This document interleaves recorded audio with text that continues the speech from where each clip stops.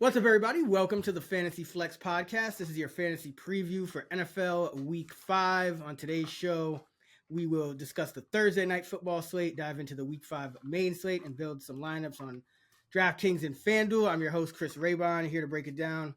With me, one of the top fantasy rankers in the game, Sean Kerner. Sean, what's going on? What's up? As a Thursday night football advocate, I realize this week's matchup is shitty with the Bears Commanders, but I'd rather have this than no football at all. Okay. And I've seen Stuckey on Twitter saying ban Thursday night football. I could not disagree more. Love Stuckey, but I just love Thursday night football. I love the fact that we get a game midweek, even if it's a shitty one. You know what I mean? It's fair. Can't knock it. The players, I'm sure they feel different. It's just right. It's just sloppier football. It's hard to play on 3 days rest. True. But we'll break that Bears Commanders game down in a moment. And just want to remind everyone to leave a 5-star rating and review. If you do, I will pick our favorite one each week, and you can get a free year of Action Pro or some Action swag if you already have a sub. And this week's winner is Seanster10. So thanks, Seanster10. Please hit up actionnetwork.com. Please hit up podcast at actionnetwork.com to claim your prize. Thursday night football, Bears, Commanders favored by 7. It's up to 7 now? Yeah. Not surprising. Total is 44.5. Who are you going to cap this by? So I think there's a few options in this game, but I'm going to go with DJ Moore. Just because, he's coming off that big game, caught 8 balls for 131 yards and a touchdown last week. But, Washington's more of a pass funnel defense so far. They ranked 23rd in DVOA against pass, 9th against the run. This could be a pass-heavy game script. Like you said, the Bears are +7 here. And Moore's target rate has gone up in each of the 4 games as a Bear. Went 4%, 18%, 21%, up to 26% last week. So, he's getting more comfortable in this offense, more comfortable with Justin Fields.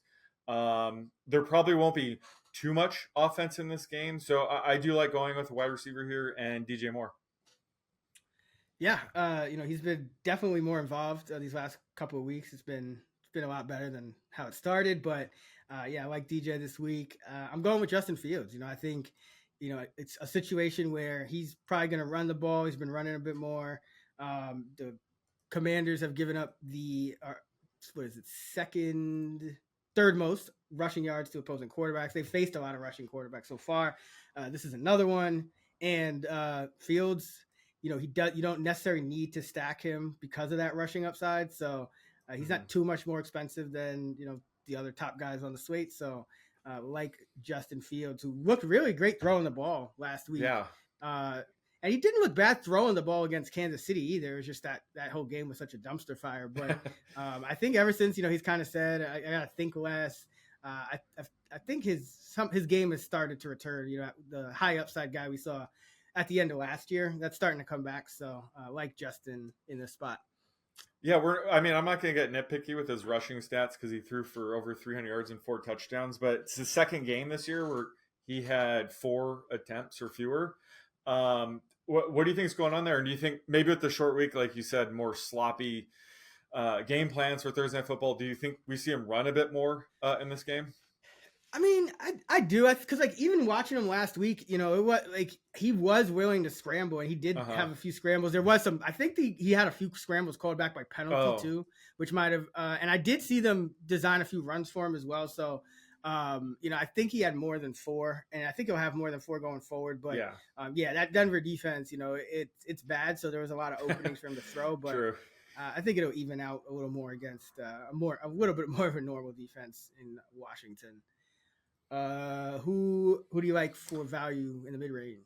On the Bears side, I love Cole Kmet. He's coming off a great 7-catch, 85-yard, 2-touchdown game. So I don't think he's going to be under rostered here, but I just think he's a solid option this slate with not too many high-end pass catching options available. He's seen 6 or more targets in 3 games this year. I think with Chase Claypool just being removed from the Bears completely is going to open up more targets for players like Kmet. they're going to have low target guys like Equanimous St. Brown getting more playing time.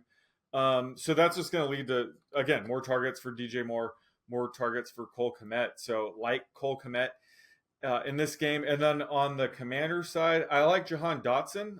He finally scored his first touchdown last week, only caught 4 balls for 27 yards.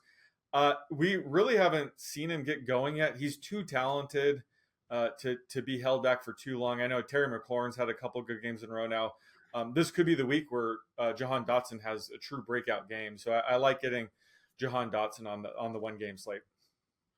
Yeah, it's been a different offense this year for the Commanders. I think Dotson said something like the last regime looked at me like a red zone threat. So I don't know if he was implying that this regime doesn't or what, but I thought those comments were interesting. But yeah, he started to come alive a little bit, at least at the end of last game after I think he went out and came back in too before he caught that touchdown. So I like Brian Robinson Jr. For the Commanders. I think this is a very good matchup for him against a Bears run defense, Bears defense that's given up the second most points to opposing backfields.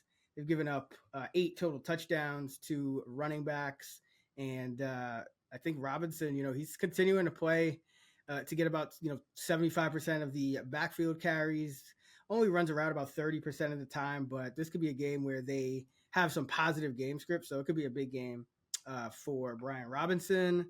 And on the Bears side, Darnell Mooney is only 5K on DraftKings. He ran around on 90% of the dropbacks for Justin Fields last week. So yeah, with Claypool out of the picture, Equanimous St. Brown looks like he's going to be the number 3 at least for now. So yeah, that kind of increases the potential target share for Mooney, who's back into that top 2 role at wide receiver. So like him as a value as well. Who you like for dart throws? So on the Bears side, Tyler Scott's only $200. And the Bears, while they search for their new number 3 wide receiver with Chase Claypool on the trade block, last week they tried out Equanimous St. Brown. He didn't do much. There's a chance they give Scott, the 4th-round rookie, more of a look this week. He saw 2 design rush attempts last week, so they just want to get the ball in his hands. And he could be a potential downfield threat. So again, he's one of those players that probably doesn't need to see a ton of playing time to maybe make a difference in a 1-game slate. So he's certainly worth a flyer at $200. And then Dyami Brown on the Commander side, he's been seeing some pretty solid playing time. He gets around a 30% routes run rate every game. He operates as the downfield threat. His ADOT's over 15, I believe. Had a pretty good 2 catch for 51-yard game last week on a showdown slate. That is more than enough. So I think on the Commander side, Dyami Brown's the best dart throw. Yeah, he's been mixing in a little more than expected so far. I'm going with, I got to go with Equanimous on the Bears just because he's, he ran around on 52% of the dropbacks. He played as the wide receiver 3. So pretty much the cheapest way you're going to get exposure to potentially over a 50% routes run rate. And on the Commander side, go with John Bates, just trying to get a little red zone touchdown or something. Logan Thomas is dominating the tight end snaps, but with Thomas back, Bates ran more routes than Cole Turner. So I'll go with Bates for Washington and Equanimous for the Bears. Nice. But this is an ugly slate. Ugly slate. Defense is certainly in play. Maybe even the captain slot, kickers, obviously. But yeah, this is just a ugly slate. But again, rather have football on Thursday night than not.